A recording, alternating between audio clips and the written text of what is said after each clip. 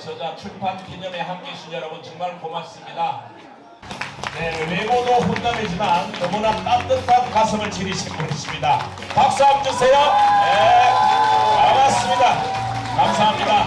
네, 감사합니다. 고맙습니다. 대한 저자는 어릴 때부터 제가 보아왔기 때문에 제가 중신해도 괜찮겠죠? 네. 국회로 보내도 괜찮겠죠? 네. 이제 정치도 새로운 시각과 새로운 인물을 원하는 시대입니다. 세상을 부드럽게 움직일 수 있는 힘은 훌륭한 지도자, 김태환 교수님 같은 분들이 할 수 있는 일인 것 같습니다. 우리 동창회 우리 후배로서 이렇게 훌륭한 분이 계셨다 하는 걸 진짜 저는 몰랐습니다. 그리고 후보 등록을 하고 나서 열심히 뛰는 거 보니 참 깜짝 놀랄 정도입니다. 열심히 뛰는 그런 좋은 결과가 하는 만큼 좋은 결과가 나온다고 여러분 그런 말이 아니십니까? 좋은 결과가 나온 걸 저는 생각합니다. 정말로 이렇게 와서 성공할 수 있도록 길을 만들어줘야 된다는 데서는 여기 계시는 여러분들이 모두가 찬성을 하시게 너무 돼요. 좋은 사람 딱 두 사람이 있어. 첫째 하나는 한동훈 비대위원장. 근데 우리 지금 김태한 우리 저자 뭐 아까 그래 말씀하셨는데 나는 좀 땡제 이름 안 하고 싶어. 김태한 후보. 김태한 후보하고 한동훈 저 두 사람 보면 뭔가 분위기가 싹 다른 것 같아요. 네, 제가 저기 지역을 뛰어다닌 지가 이제 3개월 됐습니다. 굉장히 막막했고 어디서부터 어떻게 해야 될지는 사실 몰랐지만 존경하는 우리 최병일 선배와 오늘 사실 이 자리에 계셔야 하는데 어젯밤에 급한 일이 생겨서 오늘 아침 오늘 이 자리에 참석하지 못하신 오세준 앞으로 저희 후원회 회장을 맡으실 분이신데요. 못 오셔서 굉장히 아쉽게 생각합니다. 우리 어쨌든 오세준 회장 자리에 계시지만 계신 걸로 생각하고 저를 도와주시는 큰 어른께 박수 한번 부탁드리겠습니다. 최병일 회장님하고 오세준 회장님께 제 마음에 있는 갈등을 추석 전에 좀 말씀드렸더니 그래 우리 최병일 선배께서 그래 너는 지금 적기다 하늘이 내게 준 시기다라고 얘기했습니다. 그 한마디가 세 가지 이유를 대면서 말씀하셨는데요. 그 한마디가 불씨가 되어서 그 다음부터는 제가 좀 미친 듯이 사실은 좀 다녔습니다. 그러다 보니 이해까지 왔습니다, 여러분. 네.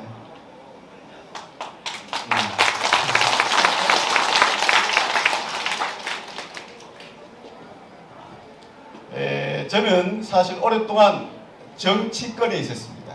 우리 최병일 선배께서 제게 말씀하신 것 중에 첫째 자기 1번이 뭐냐면 너는 외제에서 떨어진 사람이 아니라 정치권에 있다 왔던 사람이기 때문에 그 누구도 너를 인정하지 않을 수 없을 것이다 라고 말했습니다. 돌아보면 그 말이 참 옳으신 말씀 같습니다. 저는 제가 갖고 있는 경력의 95%가 사실은 50대 초반에 다 끝나는 경력입니다. 53세 때 공기업, 지방공기업 사장을 3년을 했고 그러니까 그 전에 이미 모든 경력이 끝났습니다. 그때 제가 생각하는 저의 기준은 이런 자격으로는 국가 대사를 논할 자격이 안 된다고 스스로 생각했기 때문에 제가 나가지 않았었습니다. 근데 지나고 보니까 명함을 내미니까 많은 사람들이 하시는 말씀이 그래 할만하다 라고 말해줬습니다. 그 말이 굉장히 힘이 되었습니다. 두 번째는 제가 나이가 좀 많다고 생각을 했습니다. 그랬더니 제가 만 61세인데요. 아이고 무슨 소리고 참 마치 맞다 그러더라고요. 예, 참 마치 맞다고요. 그 말 속에 많은 것이 포함되어 있었다고 저는 생각합니다. 제 경력도 국회의원으로서 부족하지 않을 수 있겠구나. 내가 갖고 있는 마음속의 뜻도 의지도 부족하지 않을 수 있겠구나 하는 걸 스스로 그때부터 자신감을 갖게 되었습니다. 저는 국회의원을 진정으로 여러분께 말씀을 드리지만 영광으로 생각하지 않습니다. 명예로 생각하지 않습니다. 벼슬로 생각하지 않습니다. 이 내용은 이 책에 다 들어있습니다. 오히려 욕먹고 평생 멍이가 되고 많은 사람들로부터 주시당하게 하는 아주 불편한 삶을 살지만 지난 20여 년간 공직자로서 그렇게 살아왔기 때문에 나 힘들어도 이 길을 가는 것이 맞다라고 저는 생각했습니다. 두 번째, 제 마음에는 여러분께 감히 말씀드리기 어렵습니다만 사실은 욕심이 별로 없는 사람입니다. 제가 사리사욕을 잘 모릅니다. 솔직히 말씀드려서. 제가 지금 학교에서 사회복적을 강의합니다만은 학교에서도 아트풀 스킬이라는 것을 제가 강조합니다. 옛날에 영국에 보석상 학생이 살았어요. 영국은 옛날만 해도 굉장히 가난했던 곳입니다. 아빠를 얻은 딸이 엄마랑 살면서 먹을 것이 없었습니다. 그때 엄마가 본인이 갖고 있는 마지막 자산인 반지를 내주면서 이 반지를 가지고 팔아서 생계를 유지하자라고 얘기를 했습니다. 아이는 10살이었습니다. 맨발로 뛰어서 보석 가게에 갔습니다. 사장님, 나 우리 집에 먹을 게 없는데요. 이거 좀 잘 쳐주세요. 그 사장은 그 보석을 자세히 살폈습니다. 그리고 말했습니다. 야, 이 보석이 참 좋구나. 그런데 지금 보석 시세가 굉장히 떨어졌단다. 그러니까 이거는 내가 집에 고이 간직해 두렴. 나중에 보석 가격이 오르면 그때 내가 잘 쳐주구만 라고 했습니다. 그러면서 대신에 그 꼬마에게 얘기를 했습니다. 너 혹시 나랑 같이 내 밑에서 일해보지 않겠니? 보석을 배워버려라고 했습니다. 그때부터 그 아이는 열심히 보석 세공부터 시작해서 감정까지 공부를 했습니다. 그리고 어느 날 아이가 20년이 흘렀습니다. 그리고 집에서 조용히 그때 줬던 반지를 본인이 감정을 해봤습니다. 깜짝 놀랐습니다. 그리고 사장님께 찾아왔습니다. 사장님, 왜 이 반지에 대해서 그때 제게 말하지 않았습니까? 이 반지는 깨어져 있고 가짜입니다. 그때 보석상은 말했습니다. 내가 만약에 그때 너에게 이 반지의 상태를 얘기하고 돈을 거의 주지 않았다면 너는 나를 어떻게 생각했겠니? 저 아저씨가 내를 속여 돈을 장사를 하는구나 생각했을 것이다. 그렇게 얘기를 했습니다. 그러면서 너가 지금 배운 이 기술은 이제는 나보다 더 월등하니 너가 이 가게를 갖고 보석상을 운영하라고 했습니다. 저는 이게 아트풀 스킬, 인생의 아트풀 스킬이 굉장히 중요한 예화라고 저는 생각을 합니다. 이 얘기는 영국의 하우스 오브 파라다이라고 하는 가장 오래되고 전통된 보석 회사의 출발점에 갖고 있는 이야기입니다. 우리가 가끔 살면서 많은 사람들에게 생색을 내고 조금 하고 많이 했던 것처럼 말하는 사람이 굉장히 많습니다. 그렇지 하지 않으면 청와대에서 혹은 국회에서 혹은 각자가 있는 경쟁사회의 치열한 곳에서 살아남을 수 없기 때문에 그렇습니다. 우리 선배님 김병생님 제게 말씀하셨고 정상봉 선생님 방금 말씀하셨는데요. 제 같은 사람이 우리 후배에 있었다는 걸 거의 몰랐을 것입니다. 제가 만약에 마음속에 정말 정치의 뜻이 있었다거나 꿈과 야망이 있었다면 일찍이 저를 팔고 다녔을 것입니다. 그런데 그것이 제 양심상 언제나 저는 부족이기 때문에 부족하다고 생각했기 때문에 그렇게 하지 않았었습니다. 그러니까 갑자기 제가 외감을 돌리니까 사람들이 다 이게 뭐야? 라고 했을 것입니다. 저는 여러분들께 두 가지를 말씀드리고 싶습니다. 책에 있는 내용을 짧게 정리해 드리는 것입니다. 김태한 너는 왜 국회의원을 하느냐? 정말 죄송하지만 저는 큰 사람이 못 됩니다. 작은 사람입니다. 솔직히 말씀드립니다. 제가 능력되지 않습니다. 머리도 좋지 않습니다. 시골에서 고등학교를 나왔습니다. 아는 게 없습니다. 그러니까 그 후로부터는 어디 가면 조용히 있었습니다. 조용히 내일만 열심히 하고 대신에 실수하지 않겠다는 마음으로 일을 했는데 그 결과는 나쁘지 않았던 모양입니다. 그래서 자꾸 추천으로 여기까지 왔습니다. 그리고 제가 회사를 다닐 때 제가 시골 사람이라는 것을 자꾸 숨기게 되었습니다. 왜냐? 혹시 이놈이 업신여길까봐, 능력 없어 보일까봐. 그런데 대학을 공직을 은퇴하고 대학교에서 강의를 하면서 구미대학교 학생들을 만났습니다. 그분들도 때를 잠시 놓쳤을 뿐이에요. 환경을 잠시 놓쳤을 뿐이에요. 제가 자랄 때 우리는 공부보다 더 급했던 것은 뭐냐면 생계였습니다. 우리는 팔남이였습니다. 이게 형님들, 아우들, 동생들 다 와 있습니다. 형님 일찍 서울 가시고 누나 공부를 잘해서 되어 갔습니다. 갑자기 제가 한 번도 말씀하지 않았지만 시골 사람도 성실하면, 부정을 하면 비밀이 부정받지 않고 자기 길을 열심히 하면 반드시 성공할 수 있다는 것을 보여주고 싶었습니다.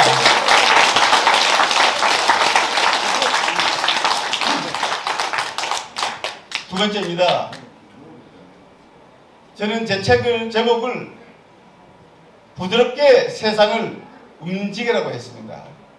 사실은 제가 굉장히 부드럽고 유한 사람이긴 합니다. 겁이 많고 늘 자신감이 조금 부족했던 사람입니다. 그런데 제 소신에 살아가면서 느낀 것은 이것입니다. 강하게 사는 결과는 총소리가 나고 부드럽게 살면 웃음소리가 나더라 하는 것이 제 소신입니다. 지금 국회가 어느 장소든 자기 욕심과 자기 것만 믿고 그 자리를 놓지 않고 잡고 있는 것 같습니다.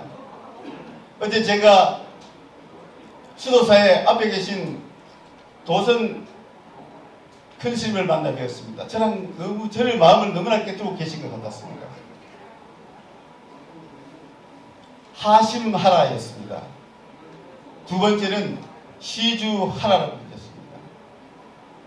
하심하라고 하는 것은 나를 내려놓는다는 것이고, 나를 내린 그 자리는 반드시 다른 누군가가 들어와야 됩니다. 그 자리를 비워두고 내가 뒤로 빠지고 나도 틀렸다고 생각하면 다시 새로운 모양이 변화가 생길 것이라고 저도 확신하고 있는 사람입니다. 양보 좀 하면 좋겠습니다. 여야가, 청와대와 국회가 늘 싸우고 나는 모습이 저는 정말 못마땅하고, 그게 싫어서 국회에서 절대 국회로 가지 않으려고 몸부림을 쳤습니다만 제가 억압했던 것을 참지 못하고 그렇게 되었습니다. 저는 국회에 가면 안 싸우고 싶어요. 좀 양보하고 싶어요. 보복하지 않았으면 좋겠어요. 그래서 보복의 정치를 하고 싶습니다. 보복을 금지하고 상생하는 정치를 하고 싶다, 이 말씀을 드리고 싶습니다. 그 길을 만들기 위해서 첫째 제가 조치하고 싶은 것은, 국회에 있는 자리는 모두 다 자리가 대립되어 앉아 있습니다. 여당은 이쪽에 있고 야당은 이쪽에 앉아 있습니다. 본회의장은 자리가 정해져 있습니다. 중앙은 여당이, 왼쪽은 야당이, 그 나머지 소수 야당들이 앉아 있습니다.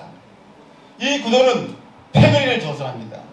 맞다 앉았으면 적대의식을 갖게 됩니다. 개인적으로도 적대의식 갖고 있으면 좋은 얘기가 나오지 않는데, 무리지어 서로 바라보고 있을 때 그 시선이 따뜻하겠습니까? 저는 그 첫 말투가 부드럽지 않을 것이라는 것을 압니다. 저는 10여 년 동안 그런 모습을 보고 늘 생각했습니다. 혹시 내게 기회가 오면 자리를 자연스럽게 순서대로 지장이지 않고 여당과 야당과 섞여서 앉도록 했으면 좋겠다라는 게 제 바람이었습니다. 저는 그거 하고 싶습니다. 실제로 부결에 가면요, 다선이 앞에 앉습니다. 제 책을 자세히 읽어보십시오. 능력 있는 사람들이 중간에서 오랫동안 같이 일하면서 서로 배꼽부터 머리끝까지 발끝까지 서로 다 알기 때문에 심한 말이 나올 수가 없습니다. 다선의 모습이 소근조근 손잡고 일하는 모습을 서서는 제일 뒤에 앉습니다. 그 사람들을 보면서 그분들이 적대의식 갖고 싸움을 먼저 알겠습니까? 저는 그 일을 하고 싶습니다. 두 번째는 국회에 가더라도 굉장히 어렵고 불가능한 것 같습니다만, 왜 화해와 화해 확대 혹은 화해 증대와 같은 조직은 왜 국회에는 없습니까? 화해할 수 있고 서로 논의할 수 있고 여야가 같이 뭉칠 수 있는 휴게실 같은 게 왜 없습니까? 왜 회사에는 총무과와 생산과가 교대 근무하는데 왜 국회에는 여당과 야당 사무처 직원이 늘 그 자리에 앉아서 자기 생각에 고착되어 있어야 됩니까? 그것도 저는 앞으로 바꾸고 싶습니다. 그 외에 조금씩 딱딱한 말씀입니다. 조금씩 조정해 가도록 하겠습니다. 그래서 제가 말씀을 줄이도록 하겠습니다. 이 내용들이 다 책에 있지만 이 자리에는 사실은 정치와 관계된 얘기를 하면 안 되는 것입니다. 선거와 관련된 얘기는 제가 할 수가 없습니다. 다만 책에 있는 내용을 가지고 짧게 설명을 할 수 있습니다. 마지막으로 딱 한 가지만 말씀으로 마치겠습니다.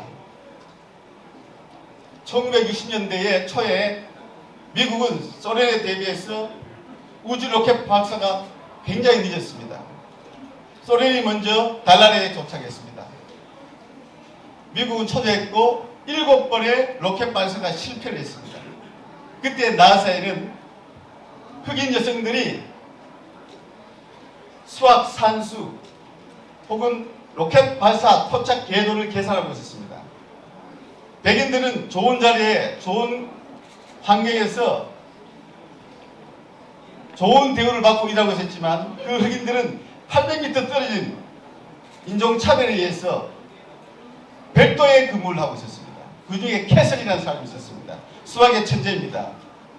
그 친구만이 궤도를 계산할 수 있는 사람입니다.